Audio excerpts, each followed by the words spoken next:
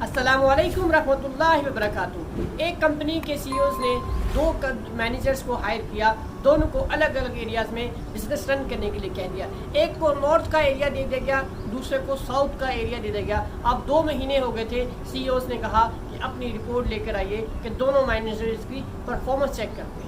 अब जब साउथ के मैनेजर की परफॉर्मेंस देखी तो वो बहुत अच्छी थी, और जब नॉर्थ के मैनेजर की परफॉर्मेंस देखी तो वो काफ़ी ख़राब थी। यानी साउथ के मैनेजर की परफॉर्मेंस ज़्यादा थी और नॉर्थ के मैनेजर की परफॉर्मेंस कम थी। अब सीईओज़ ने उनको दोनों को सामने बिठाया और कहा कि तुम दोनों आपस में बैठो और दोनों एक दूसरे के काम को और तरीक़ाकार को समझो कि कैसे प्रोडक्टिविटी ज़्यादा हो सकती है। यानी नॉर्थ के मैनेजर को कहा कि तुम साउथ के मैनेजर के काम करने का तरीका समझो कि ये कैसे काम करते हैं, जिससे तुम्हारी प्रोडक्टिविटी भी बढ़ जाए और हमारा बिजनेस ग्रो करे। अब साउथ का मैनेजर नॉर्थ के मैनेजर को लेकर बैठ गया, कहा कोई मसला नहीं है मेरे भाई, परेशान होने की ज़रूरत नहीं है। मैं तुम्हें ऐसी 4 टेक्निक्स बताऊंगा जो मैं खुद भी जिसका इस्तेमाल करता हूँ, जिसकी वजह से रिजल्ट आपके मेरे सामने है, मेरी प्रोडक्टिविटी बहुत हाई आई है। मैं तुम्हें वो 4 आसान टेक्निक्स बताऊंगा जो मैं खुद यूज़ करता हूँ। तो उसने कहा कि पहली टेक्निक जिसका मैं इस्तेमाल करता हूँ वो है बैचिंग करना। यानी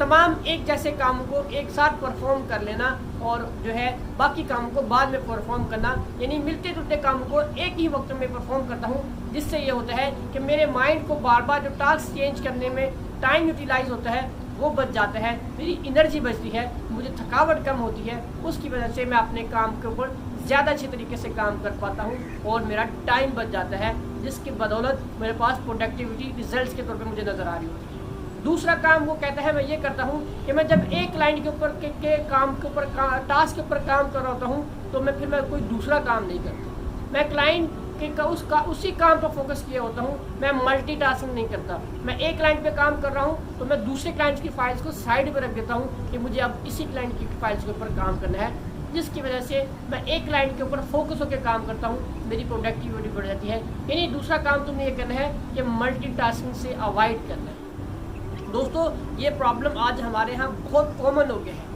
हम जब भी किसी काम को कर रहे होते हैं तो हमें लग रहा होता है कि हम मल्टीटास्किंग से ज़्यादा रिजल्ट अचीव कर लेंगे, जबकि ये बहुत बड़ा धोखा है।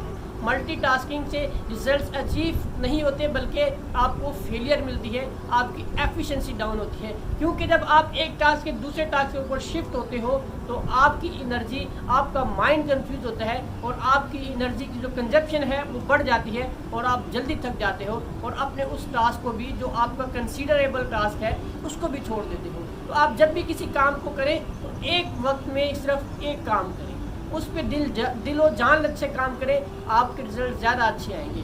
फिर तीसरी टेक्निक साउथ का मैनेजर अपने नॉर्थ के मैनेजर को बताता है कि मैं तीसरी टेक्निक ये करता हूँ कि अपनी जितना भी काम होता है मैं उसके मुख्तलिफ इंटरवल्स बना लेता हूँ और हर इंटरवल्स के बाद मैं ब्रेक लेता हूँ। यानी वो कहता है कि मैं 25 मिनट के बाद 5 मिनट की जो है लास्ट में ब्रेक लेता हूँ। कहता है वो साउथ का मैनेजर कहता है कि ये मैंने टेक्निक जो है सेल्फ हेल्प की किताबों से पढ़ी थी। उस टेक्निक को पोमोडोरो टेक्निक कहते हैं। पोमोडोरो टेक्निक ये है कि आप हर 25 मिनट के बाद आपको 5 मिनट ब्रेक लेनी है। 25 मिनट अपना फोकस होकर काम करना है, 5 मिनट के बाद आपने ब्रेक लेनी है। ब्रेक लेकर जब आप आएंगे तो आप जो है एनर्जेटिक हो जाए, आप रिचार्ज हो जाएंगे, तो आपका फोकस दोबारा से ज़्यादा हो जाएगा उस काम को लेकर। रिसर्च भी ये बताती है, साइकोलॉजी की किताबें, साइकोलॉजी की थ्योरीज ये बताती हैं कि इंसान का जो फोकस का जो स्पैन है वो भी 25 मिनट से ज़्यादा नहीं होता। तो आप भी अपने काम को कंप्लीट करने के लिए, टास्क के ऊपर मोर इफेक्टिवली रिजल्ट लेने के लिए इस टेक्निक का इस्तेमाल कर सकते हैं कि आप 25 मिनट काम करेंगे और 5 मिनट की आप ब्रेक लेंगे। लेकिन हम ज़बरदस्ती अपने आप को जो है एक ही काम को लेकर घंटे, 1.5 घंटे, 2-2 घंटे तक थका रहे होते हैं। हालांकि हमें पता है रिजल्ट नहीं आते, हम ब्रेक नहीं रहे होते, हम बीच में दूसरे काम भी कर रहे होते हैं, लेकिन हम ये शायद सोच रहे होते हैं कि हम ब्रेक नहीं लेंगे तो हम ज़्यादा काम कर पाएंगे। ये थ्योरी बिल्कुल गलत है। मैनेजमेंट की बड़ी बड़ी कंपनीज हैं, वो इस टेक्निक का इस्तेमाल करती हैं कि 25 मिनट काम करेंगे, 5 मिनट का ब्रेक करेंगे। इससे आपके रिजल्ट ज़्यादा इफेक्टिव हो सकते हैं। हाँ, जब आपने टास्क, एक रूटीन के टास्क आप करते जाएंगे तो फिर आप उस काम में जब माहिर हो जाएंगे तो आप इस टेक्निक से निकलकर आप फ्लो स्टेट में चले जाएंगे।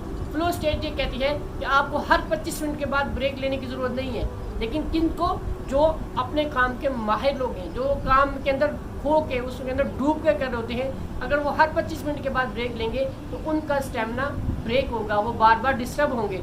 यानी अगर आप काम के अंदर इतने मगन हैं, आपको फील नहीं आ रही कि आप 25 मिनट की ब्रेक लें, आप उकताए नहीं हैं, तो आपको ब्रेक नहीं लेना, बल्कि आपने पोमोडोरो टेक्निक के साथ एक और टेक्निक मिलानी है जिसको फ्लो स्टेट कहते हैं। अब आपको पहले अपना टास्क कंप्लीट करना है, उसके बाद आप भले 5 मिनट से ज़्यादा 15 मिनट 10 मिनट की ब्रेक ले सकते हैं। यानी तीसरी टेक्निक ये है पोमोडोरो टेक्निक्स। इस टेक्निक के ज़रिए बहुत सी रिज़ल्ट आप अचीव कर सकते हैं।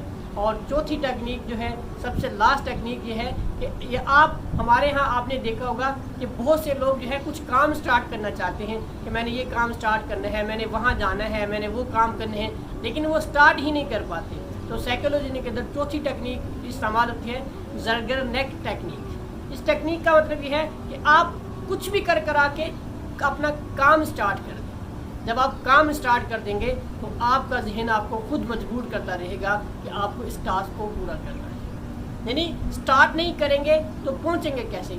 चाइना की बहुत बड़ी कहावत है कि अगर आपने हज़ारों मीलों का सफ़र भी तय करना है तो उसका आगाज़ भी पहला कदम उठाने से।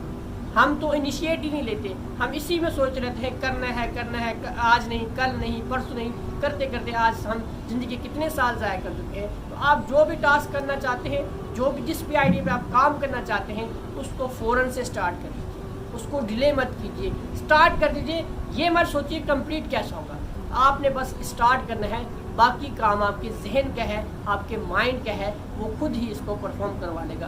तो ये इंतहाई 4 इजी टेक्निक्स मैंने आपके सामने रखी हैं, जिसको आप यूज़ करके आप ज़िंदगी के किसी भी शोबे से हैं, आप ज़िंदगी के हर शोबे में ये टेक्निक्स आप कारआमद हो सकती हैं। आप इन पर अमल कीजिए और अपने रिज़ल्ट्स को मोर प्रोडक्टिव, मोर इफ़ेक्टिव बनाएँ और ज़्यादा से ज़्यादा रिज़ल्ट अचीव कर लें।